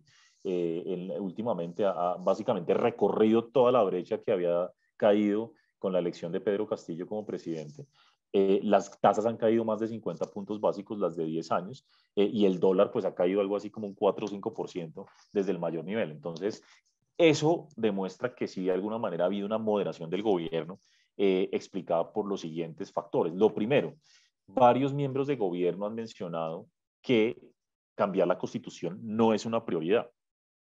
Inclusive Mirta Vázquez en su discurso ante el Congreso esta semana para pedir el voto de confianza no hizo alusión alguna al cambio constitucional y el Congreso pues se ha mostrado abiertamente en desacuerdo de un cambio completo a la constitución. Segundo, el cambio de gabinete el 6 de octubre fue fundamental para elevar un poquito la confianza. Salió Bellido y Maraví, que eran los más cuestionados, más controversiales y que pues están acusados de estar ligados al terrorismo. Entonces digamos que eso fue fundamental y como dicen algunos colegas en Perú, cualquier cosa que no sea Bellido ya es una mejora, ¿no? Pues Mirta Vázquez es de izquierda, pero comparada con Bellido, algunos dicen que parece de derecha, ¿no? Entonces, bueno, por lo menos es más moderada, como que dialoga, en fin, y eso se ha leído positivamente y al mercado pues también le gustó que Frankie, aunque es un economista con, digamos, sesgado hacia la izquierda, pues hasta hoy ha sido bastante moderado. Definitivamente la ratificación de Julio Velarde ha sido la mejor noticia para el mercado. Era algo que todos esperábamos que se diera. Esta semana el Congreso terminó ratificando a Velarde y en principio estaría 5 años más. Y digo en principio porque acuérdense, los que pudieron estar en nuestro evento con Velarde, Velarde al final nos dijo, pues yo puedo renunciar cuando quiera, ¿no? Recuerden eso. Pero bueno, por ahora es muy buena noticia y pues sobre todo un buen mensaje del gobierno. Pedro Castillo viajó hace como 3 semanas a Estados Unidos y México. La anécdota es que es como de las primeras veces que sale en su vida del país. Eh, Creo que solo había viajado a Bolivia, es lo que nos cuentan, ¿no? Antes. Y llegó moderado. De hecho, después de esto llegó a cambiar el gabinete. Entonces, uno, pues, espera que efectivamente cuando va y conoce Estados Unidos, se enfrenta a empresarios, habla con otras autoridades, hombre, se dé cuenta que el mundo es más allá de lo que tiene pensado, sobre todo su partido político, ¿no? Modificación a la cuestión de confianza del Congreso, hombre, esto es súper importante, ¿no? Vamos a ver qué dice el Tribunal Constitucional, pero esto lo que busca es que no pase lo de Vizcarra del 2019, que el presidente ate a el voto de confianza una ley o un proyecto o una reforma y disuelva el Congreso al final. Recordemos que lo que hizo Vizcarra fue cerrar el Congreso porque el Congreso le llevó la contraria en un tema de la elección de magistrados del Tribunal Constitucional y él ni siquiera permitió que el Congreso votara la confianza sino que asumió que al negársele la propuesta que le estaba haciendo, de facto el Congreso estaba negándole la confianza. Hombre, eso para mí fue un muy terrible precedente en Perú, lo veníamos hablando hace mucho tiempo, hace varios meses, y esto que aprueba el Congreso evitaría que el presidente pueda cerrar congresos en un futuro porque el Congreso le niegue alguna propuesta, ¿no? Entonces yo creo que eso es positivo. Eh, y creo que haya un conflicto interno en el partido de gobierno es positivo a todas luces, mi opinión personal. ¿No? Que se fragmente aún más el Congreso y que lo poquito que tiene Castillo en el Congreso se divida, pues yo creo que tiene que ser bueno. En todo caso, pues yo decía, esto es una mejora en el margen, pero pues no cambia radicalmente las cosas todavía. Lo primero, bueno, vamos a ver qué pasa con el voto de confianza. Asumimos que se lo van a dar, pero bueno, esto no debería ser tan grave. Segundo, una cosa es que los miembros de gobierno hayan dicho que cambiar la constitución no es prioridad, pero algo muy diferente es que quiten esa posibilidad de la mesa. Y esa posibilidad existe. Y mientras exista, vamos a estar preocupados, ¿sí? Y va a estar el riesgo latente. Acuérdense que miembros del Partido Perú Libre están recogiendo firmas con la intención de recoger 2,5 millones de firmas para convocar una Asamblea Nacional Constituyente. Eso no está dentro de la Constitución, pero lo que uno presume es que ellos quieren, a través de firmas, presionar al Congreso, decirle, mira, es que el pueblo si quiere cambiar la Constitución y ponerle presión al Congreso. Y el partido de gobierno presentó hace unas semanas un proyecto de ley en el Congreso para poder hacer factible el llamado a una asamblea constituyente. Entonces, hombre, este es el punto clave para los economistas, para los inversionistas y para todo el mundo, para todos, para los empresarios. Quitar de la mesa el cambio constitucional es vital para que esto arranque. Si eso llega a pasar, creo que vamos a dar la vuelta en términos de confianza y demás. Esto se une a lo del contrato de gas de camisea. Ustedes vieron lo que pasó antier, es que, entonces, hombre, seguimos como en las mismas, ¿no? Como que uno da un mensaje, el otro da otro. Mientras, Mirta Vázquez decía que en el Congreso que lo de camisea iba a ser bien negociado y no se iba a afectar la propiedad privada y no sé qué. Castillo dijo en la Amazonía, ¿no? Creo que fue por allá, que le iba a presentar un proyecto de ley al Congreso para nacionalizar o estatizar camisea. Entonces uno dice, hombre, pero ¿a qué juegan, no es cierto? Alguien me decía, un colega, no, parece que se equivocó en los términos. No, pero pues el presidente tiene que aprender a hablar, ¿no? En algún momento. O sea, porque ese tipo de cosas no pueden pasar. Y hasta ahora él no ha querido como clarificar completamente el tema. Entonces, esto es algo pues, que va a ser determinante para la inversión privada. ¿Qué pase con el campo del gas de camisea? Que está en manos de privados, por supuesto. Esto era lo que quería decir. Ayer ya se presentó ante el Congreso, o se va a presentar, el proyecto para gobernar en materia de impuestos, pensiones y educación a través de facultades legislativas. Yo estaba consultando esto con un exministro hace un momento y me decían, mire, esto lo que implica es que el ministro, el gobierno puede plantear reformas tributarias, cambios de impuestos, pensiones, etcétera, y entran en vigencia inmediatamente. Eso sí, el Congreso puede mirarlo y echarlo para atrás. O sea, el Congreso no pierde esa potestad. Pero igual es como saltarse los debates normales del Congreso para aprobar cosas. Y esto no es tan chévere cuando no hablan de impuestos. Y dentro de las propuestas de impuestos hablan de tocar el IVA o el IGB, de tocar el impuesto al consumo, de tocar el impuesto a la renta de empresas. Hay muchas cosas ahí metidas. Obviamente, cambiar el royalty minero o los impuestos especiales a la minería. Pucha, entonces primero hay que ver el Congreso si le da o no esas facultades. Uno asumiría que no se las darían por la composición del Congreso y por el riesgo que eso implica. Y si se los llegan a dar o acotar esas facultades, se las dan más reducidas, pues habrá que mirar qué es lo que proponen. Entonces, lo cierto es que para la inversión privada, el tema de minería, de eventuales impuestos a empresas o personas y lo de gas de camisea es fundamental. Entonces, yo no creo que que la confianza privada se vaya a recuperar muy pronto en el corto plazo, porque estamos inmersos en estas discusiones. El gobierno está pidiendo legislar a través de pues estas facultades durante 120 días. Hace poco la presidenta de la Comisión de Economía del Congreso, que si mi memoria no me falla, pues es de Acción Popular, dijo que sí era factible hacer algunos ajustes a los artículos económicos de la Constitución y sugirió de alguna manera que había que cambiar un poquito la composición entre la inversión pública y privada y darle más peso a la pública. No ayudan, no ayudan, no se hablan, esto claramente muestra la descoordinación que hay. Y bueno, pues Castillo siempre ha hablado de control de monopolios y habrá que ver qué es monopolio para él, ¿no? Acuérdense que él siempre ha estado hablando como de alguna manera de limitar las ganancias de bancos o del sector financiero, del sector de medicamentos y de hidrocarburos y minería.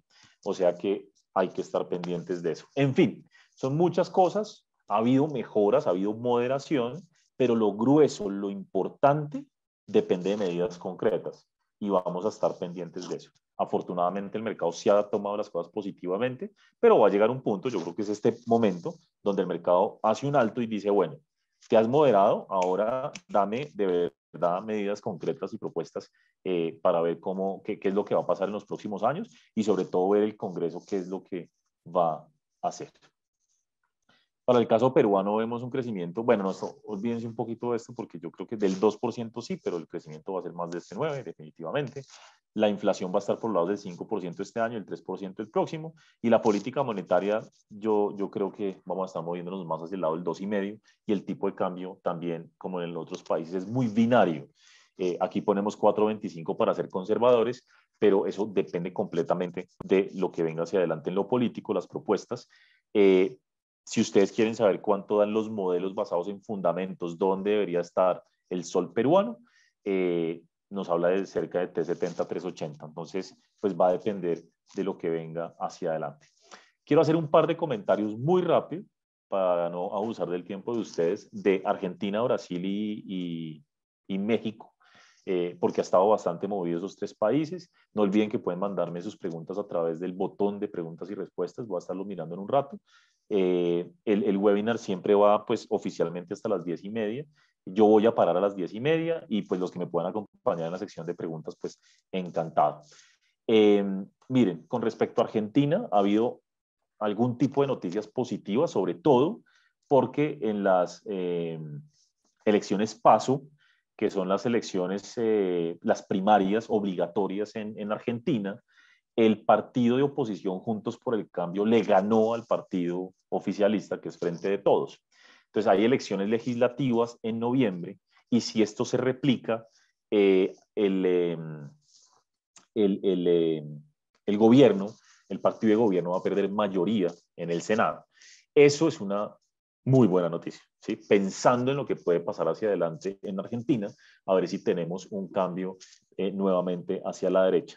Dicho todo esto, como el gobierno, el partido de gobierno o el gobierno en general se siente amenazado por haber perdido las elecciones PASO y tenemos elecciones en noviembre, entonces ahora está, perdónenme la expresión, así decimos los colombianos, despelotando la economía otra vez, tomando medidas que lo que hacen es solo volver a poner en riesgo la estabilidad económica de largo plazo. Entonces, ¿qué está haciendo? Control de cambios, congeló, lo que pongo acá, 1.400 productos en sus precios en contra de gremios y empresarios. Están pensando en subir el salario mínimo más allá de este aumento reciente del 46%. Hoy salió el presidente de Argentina hablando en contra del Fondo Monetario Internacional. Recuerden que Argentina, para no ser otro default increíble, tiene que renegociar un contrato, un acuerdo con el Fondo Monetario Internacional el próximo año. Tendría que ser alrededor de marzo y pues todos asumimos que van a lograr negociar algo, pero el presidente y el ministro de Finanzas han venido diciendo que el Fondo Monetario, que son los ladrones, o sea, es una cosa muy compleja. Por eso yo decía al principio que es increíble pues que Argentina no cambie y que, de hecho, Argentina no va a cambiar en el corto plazo. Ojalá en un par de años en las elecciones presidenciales lo que estamos viendo, el cambio político, por ahora en el Congreso eventualmente pues se pueda dar y veamos cosas más moderadas. Con todo esto, lo que está pasando es que la inflación otra vez está al 50%, y el país perdiendo reservas, ¿no? Internacionales. ¿Cómo se financia el gobierno argentino? Pues con emisión. Aquí está esto. Asistencia al tesoro. Lo que hace el Banco Central es emitir billetes para financiar al gobierno. Esto no es sostenible, todos lo sabemos. Lamentablemente Argentina es un relajo de país, es un circo en lo económico, y eso no va a cambiar mientras esté ese gobierno. Vamos a ver, la esperanza es que si después de las elecciones algo recupera de apoyo el partido de gobierno, como que echen para atrás algunas de las medidas negativas que han tomado sobre la economía. Pero pues es difícil. Además, se me olvidaba otra, y es que hay un control a las exportaciones. En fin, yo nunca he conocido un país, la verdad, donde haya impuestos sobre las exportaciones, ¿no? Es una cosa loca en ese sentido. Entonces, bueno, no voy a decir mucho más. Miren esto, es increíble cómo Argentina ya hizo default, pero otra vez está pensando en otro default sobre el default. No, o sea, salió del default por una renegociación con los acreedores el año pasado, pero entonces pues no va bien, y lo que se están diciendo son no cosas muy constructivas. Entonces la Argentina es complicado, este año ha crecido mejor de lo esperado, pero está muy lejos de sus niveles precrisis, está todavía 7% por debajo de los mejores niveles que tuvo Argentina por allá en el 2017, 2018, antes de que llegara este señor Fernández. Pero la cosa, digamos, se ve un poco complicada, y básicamente las luces de esperanza sobre Argentina están dadas, porque realmente se empieza a dar un cambio político, empezando con el Congreso en noviembre, y por el otro lado, que se apruebe un acuerdo con el Fondo Monetario Internacional el próximo año, y que el Fondo Monetario ponga en cintura de alguna manera sobre todo el tema fiscal en Argentina, pero no se ve para nada fácil. Brasil, súper interesante lo que está pasando, pero es negativo, lamentablemente. Brasil se viene enfriando, aquí lo vemos, se va enfriando la economía. Brasil ha sufrido múltiples choques, empezando por la peor sequía en 100 años, pasando por las disrupciones de cadenas de valor afectando la producción manufacturera, por ejemplo, vehículos también. Y a eso hay que sumarle que el Banco Central ha tenido que subir tasas agresivamente porque la inflación se salió de control. Estamos hablando de una inflación que ya está en 10%. El Banco Central de Brasil ha subido 400, miento, porque ayer volvió a subir, ¿no? Aquí estaba leyendo el dato reciente. Brasil subió ayer la tasa 150 puntos básicos, una locura, desde 2% hace unos meses a 7,75. Es impresionante. Y eso pasa también porque últimamente ha habido un desorden fiscal.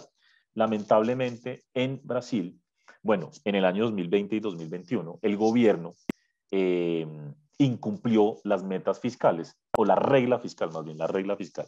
La regla fiscal más importante en Brasil es el techo del gasto. Y por la pandemia, digamos que se autorizó un gasto adicional.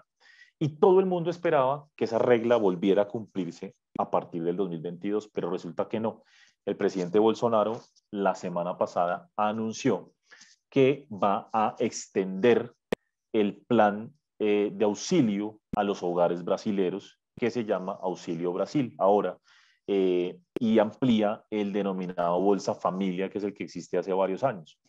¿Qué pasa? Esto es político. Resulta que Bolsonaro, perdón, aquí me adelanto, Bolsonaro va perdiendo la intención de voto contra Lula da Silva. Entonces, claro, como se viene el tema político, las elecciones del próximo año, nosotros vamos a ver a Lula da Silva, pero nada, Bolsonaro, pues tomando medidas de carácter populista para intentar ganar votos. Y empezó con este tema del programa Auxilio Brasil. Entonces, el mercado ha vuelto a preocuparse de que el proceso de consolidación fiscal, la promesa que hizo Bolsonaro durante tantos años, de que la deuda gubernamental brasilera, que ronda el 90 puntos del PIB, iba a empezar a caer, pues se está incumpliendo. Empieza a incumplirse por temas netamente políticos. Entonces, ¿qué ha venido pasando últimamente? Ha sido una locura en las últimas semanas. De hecho, ayer se invirtió la curva soberana, es decir, la parte corta de la curva al título de 2 años versus el de 10, está pagando más el de 2 años que el de 10. ¿Y esto qué implica? Desde el punto de vista histórico y teórico, que el mercado está empezando a incorporar la posibilidad de una recesión en el 2022. Yo no creo por ahora que eso vaya a pasar, porque si esa amenaza estuviera, seguramente el gobierno gasta más, pero lo que sí es cierto entonces es que el mercado está muy preocupado porque el tema fiscal y el tema de deuda se vuelve incontrolable. Entonces ha habido un colapso literal de la bolsa. La semana pasada cayó 6%, creo que esta semana, yo la verdad esta semana no lo he visto, pero la semana pasada cayó 6%, el dólar se disparó, está por los lados de 5,65 y la curva de bonos soberanos brasileños se invirtió. La moneda pues con peor comportamiento desde que empezó la pandemia es el real brasilero. Entonces, hombre, la verdad es que aquí Brasil venía muy bien desde el año pasado. Eh, Brasil estaba a punta de gasto fiscal, buenos precios de commodities, reapertura de la economía, aceleró el proceso de vacunación, venía comportándose muy bien, Brasil venía liderando la economía latinoamericana. Se le cruzaron algunos de estos factores temporales y de hecho externos, como la sequía y el tema de las disrupciones en las cadenas de valor globales, pero otra vez entró la política. Y la verdad uno esperaba que el tema político probablemente pues fuera un tema del 2022, que fuera un poco más lejano, pero no, se anticipó, como Lula da Silva está liderando encuestas, Bolsonaro empieza a tomar medidas que son a todas luces contrarias a la promesa de él de estabilizar la economía del país y sobre todo las cuentas fiscales. Entonces, hombre, lamentablemente la política vuelve a jugar un rol en este caso. Vuelven a surgir los riesgos que siempre y los desafíos que siempre ha habido sobre Brasil, sobre todo en lo fiscal, y en ese orden de ideas, pues digamos que el mercado ha venido reaccionando a eso. La tasa de interés hoy que les decía en Brasil está al 7,75, la vemos al 12% a principios del próximo año, y digamos que, hombre, la cosa ahí se complica un poco, ¿no? ¿Qué puede haber positivo en Brasil? La verdad que más allá de estas decisiones que están tomando de ampliar los programas fiscales, que continúen con su estrategia de reformas estructurales. Ellos estaban buscando hacer una reforma tributaria para simplificar el sistema tributario en Brasil. Están buscando privatizar compañías. Hace poco se abrió la puerta que puedan privatizar Petrobras y ese tipo de cosas le gusta al mercado.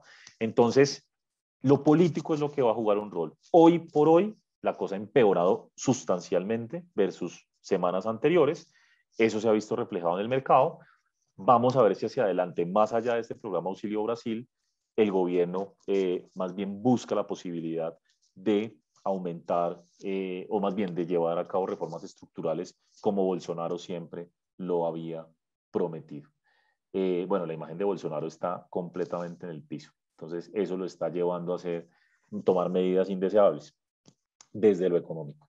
Bueno, y con México, comentarios muy simples.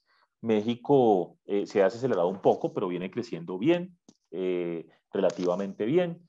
La confianza del consumidor ha aumentado, el consumidor, digamos, ha visto una mejora sustancial en sus ingresos y México ha estado muy beneficiado por Estados Unidos a través de exportaciones y principalmente remesas. Por eso el consumidor también está muy positivo. A pesar de tanto ruido, la confianza de la inversión de los empresarios ha aumentado y eso implica que la inversión seguramente se va a ir recuperando gradualmente y en general las proyecciones de crecimiento han sido cada vez más altas, estabilizándose alrededor del 6%. Entonces, por ahí hay buenas noticias. Lo otro, no lo pongo acá, pero lo menciono y es que fiscalmente, como AMLO enfrentó la pandemia tan diferente a otros países, fiscalmente él no gastó básicamente para enfrentar la pandemia, entonces sus cuentas fiscales están bastante controladas. Es de los poquitos países donde no ha habido cambios en calificación soberana durante esta pandemia. Y entonces, digamos que el mercado ha estado también un poco relativamente tranquilo con el tema fiscal por el momento. Eso sí, la inflación algo descontrolada por los lados del 6%.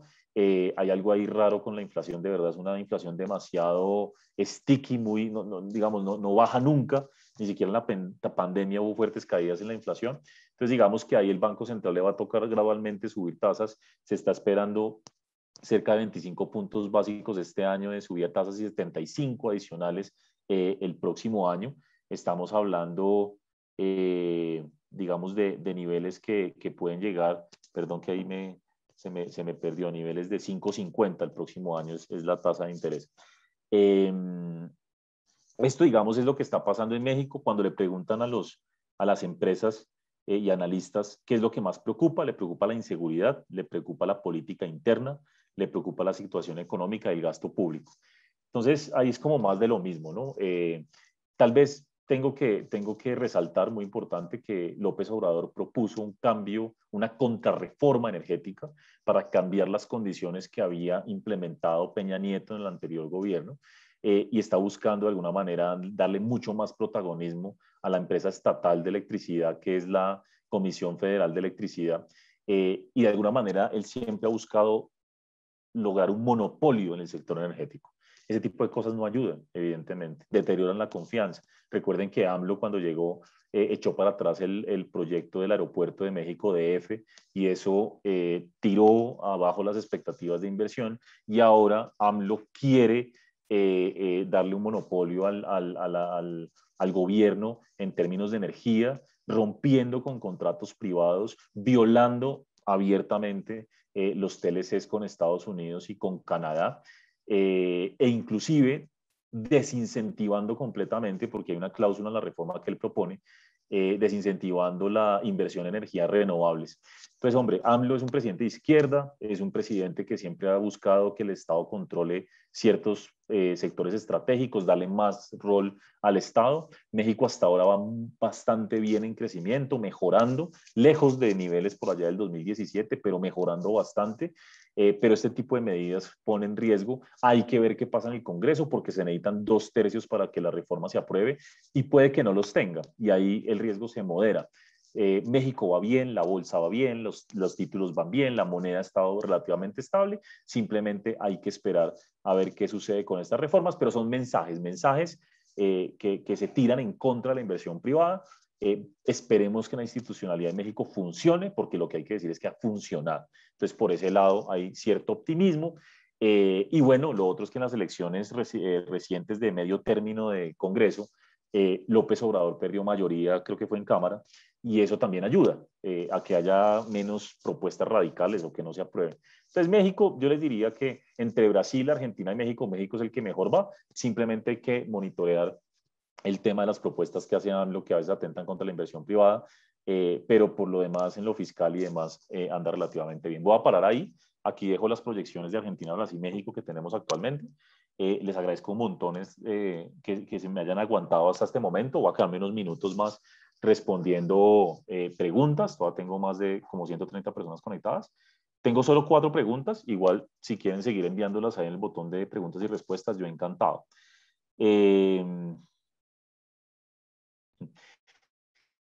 Luz Marina, gracias por la pregunta. La pregunta es, con la crisis que ocurre en Europa actualmente, ¿es posible que los gobiernos estén haciendo demasiado énfasis en la transición hacia energías limpias, poniendo en riesgo su crecimiento económico futuro? Es interesantísimo, porque sí, no digo que sea un riesgo enorme, pero claro, si todos los países simultáneamente buscan dejar de producir petróleo y carbón para descarbonizar y para generar energías limpias, evidentemente hay un riesgo de corto plazo sobre el crecimiento, porque se están empujando los precios de los energéticos al alza.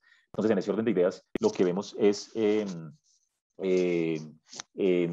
digamos, riesgos futuros, más bien de corto plazo, pero probablemente no estructuralmente. Lo que hay que buscar es un balance, pero la respuesta hoy por hoy es sí.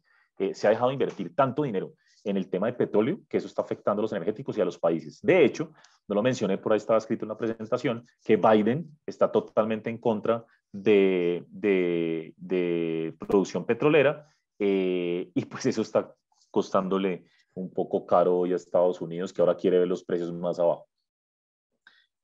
Gracias. Miguel, Moody's mantiene la calificación y elevó perspectiva a Colombia.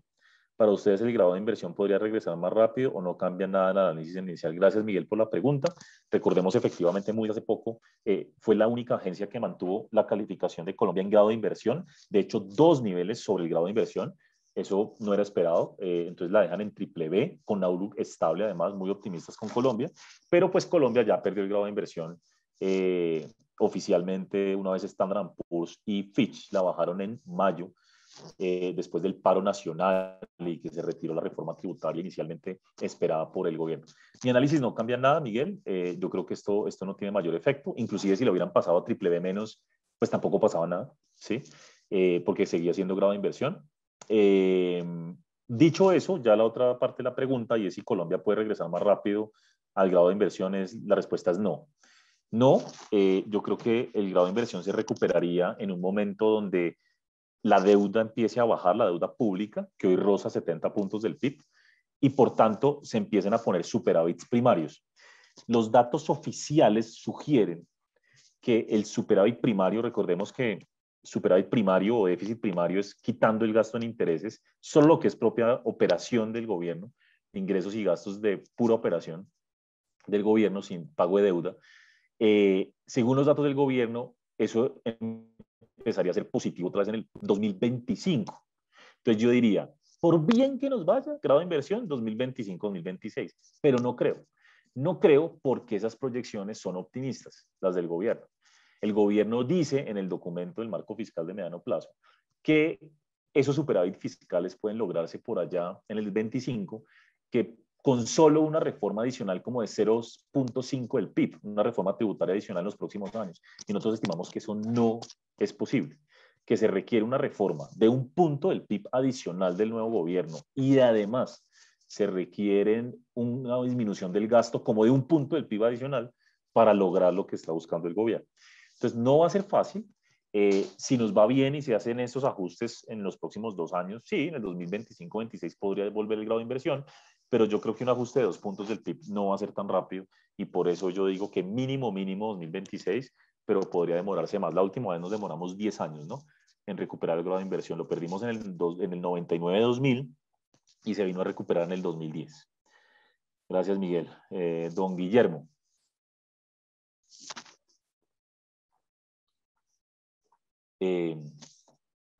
Bueno, Guillermo me pregunta que no hable de precios de commodities. Sí hice un comentario al principio eh, eh, y decía yo que es preferible que los precios de los commodities caigan un poco y que estamos asumiendo que los precios van a estar cerca de los rangos actuales.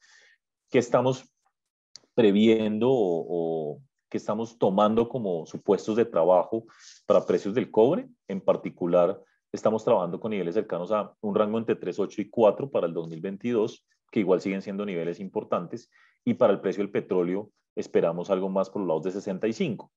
Pero, claro, en este momento tenemos un sesgo alcista que es positivo para la región.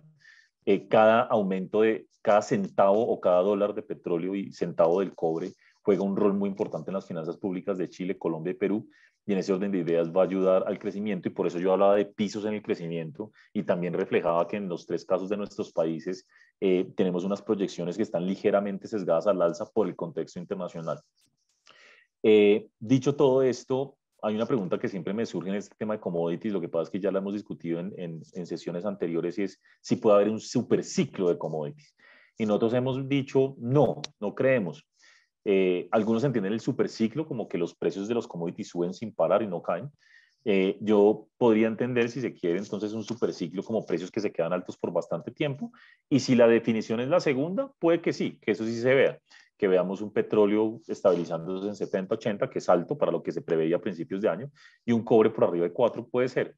Pero que eso siga subiendo sin parar, creo que no. Ustedes se han dado cuenta y lo estamos viviendo ya, que todo es oferta y demanda.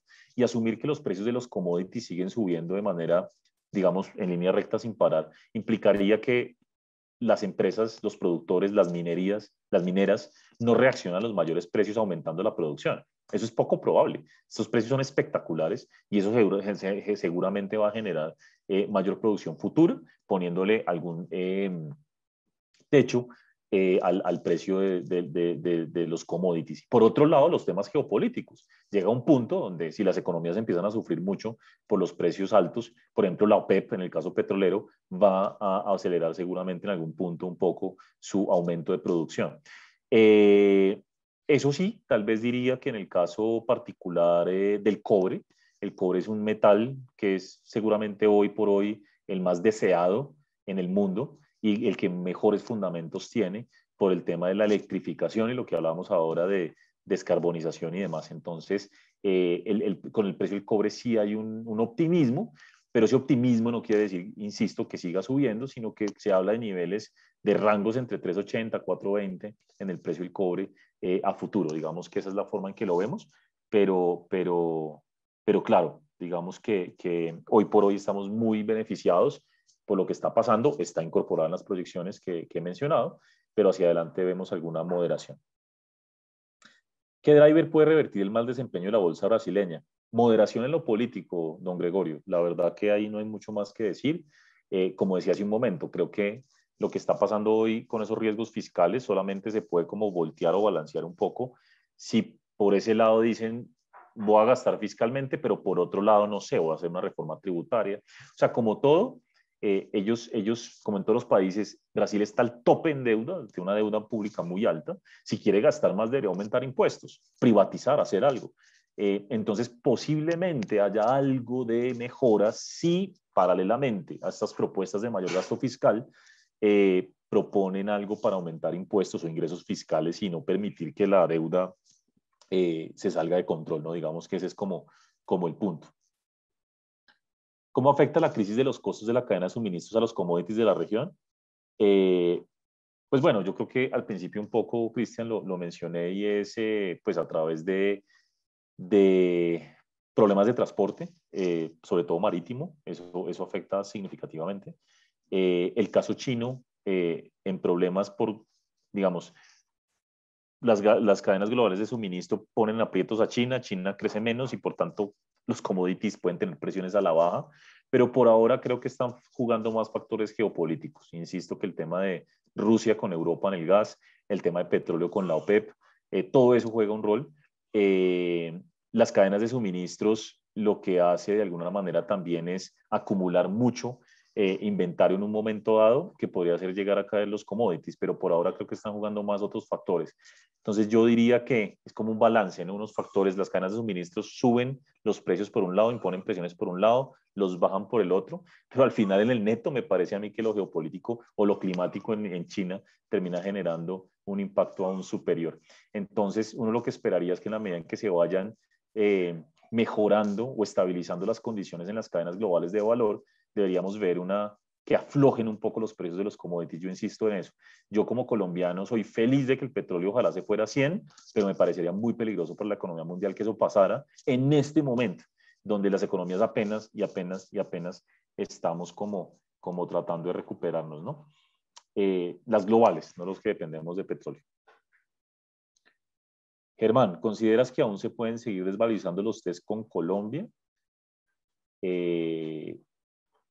Pues se ha desvalorizado mucho la parte corta, ¿no? No tanto la larga. Ahora, cuando uno ve el movimiento reciente de los test en Colombia, hemos estado muy atados al movimiento de los tesoros en Estados Unidos. Entonces, haciendo unos análisis, de hecho hace poco hicimos uno, nosotros creemos que en los próximos meses, de aquí a cierre de año, los test se van a mover muy, muy de cerca con los tesoros, sobre todo la parte larga de la curva. Con los tesoros, pues ahí no hay tanta visibilidad. Vamos a ver cómo maneja el tema del tapering la Reserva Federal. Y ahí podríamos tener algo de impacto o volatilidad, pero yo creo que podemos tener una parte larga más bien estable. De hecho, en las últimas recomendaciones hemos alargado un poquito las recomendaciones y nos estamos mandando a títulos del 33, por ahí, por esos lados. La parte corta ya está descontando mucho subidas de tasas del Banco de la República, más allá de lo que uno esperaría. Es decir, yo lo mencionaba en la presentación, hay parte del mercado descontando tasas del 6%, lo cual es excesivo. Entonces vamos a ver cómo toma el banco, perdón, el mercado la decisión del Banco Central mañana en Colombia, que va a ser muy disputada, muy cerrada, si suben 25 o 50. Si suben 25, yo creo que el mercado, que es nuestra expectativa, yo creo que el mercado va a aflojar un poquito en la parte corta. ¿Sí? Entonces, somos más bien como optimistas para los próximos meses, no vemos grandes desvalorizaciones, pero sí, Germán aclaró mucho que para la primera parte del 2022 esto va a ser muy complejo, ¿sí? Por el tema Petro. Si Petro sigue apareciendo de primero en las encuestas o con alto chance de llegar a segunda vuelta, esto se va a mover bastante, ¿no? Entonces, en el corto plazo, seguimos viendo algo constructivo en el mercado de acciones de TES, en el mismo dólar en Colombia, o el peso colombiano, pero digamos que la primera parte del año tenemos que ser conscientes de que el tema va a ser muy, muy volátil. Andrés, bueno, ya, Andrés, era la misma pregunta de Germán. Y Julián, bueno, Julián, esa voy a quedarla debiendo. Estamos analizando el tema porque la pregunta es, ¿qué pasaría si Hidroituango no entra en operación y el BID exige el pago de la deuda? Entramos en problemas. O sea, yo he hablado un poco con algunos expertos, pero no hemos entrado al detalle. Hay que esperar a ver qué se da ahí, pero definitivamente, si lo del BID no, digamos, si el BID se retirara, sería muy complicado, se aplazaría aún más la entrada en Hidroituango, podríamos tener un impacto importante en precios de energía, y muchas dudas sobre la estabilidad del sistema, incluso sobre la confianza en el país, ¿no? Por los temas de inversión, y que el BID se retirara sería malo. Ahora, hoy por hoy, eso sí se ha dicho, EPM ha dicho, a mí el BID no me ha comunicado nada, al gobierno no le han dicho nada, no se sabe si es rumor, si no es rumor, pero bueno, está esa discusión. La verdad, Julia, no puedo responder en este momento, pero claramente si ese escenario se diera, sería muy negativo. Y no es que no entre en operación Hidroituango, es que se demoraría más, ¿no? O sea, el proyecto se va a hacer, además ya está muy avanzado, es como un 70% de avance. Entonces, no es que no entre en operación, pero ya no entraría en operación a finales del próximo año.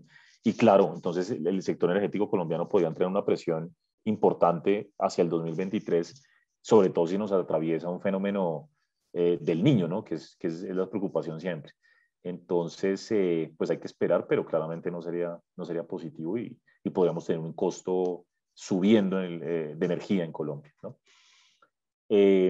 Bueno, no hay más preguntas. De hecho, estamos muy bien de tiempo para lo que yo pensaba y quería. Entonces, les agradezco muchísimo la atención, haberme acompañado hasta este punto.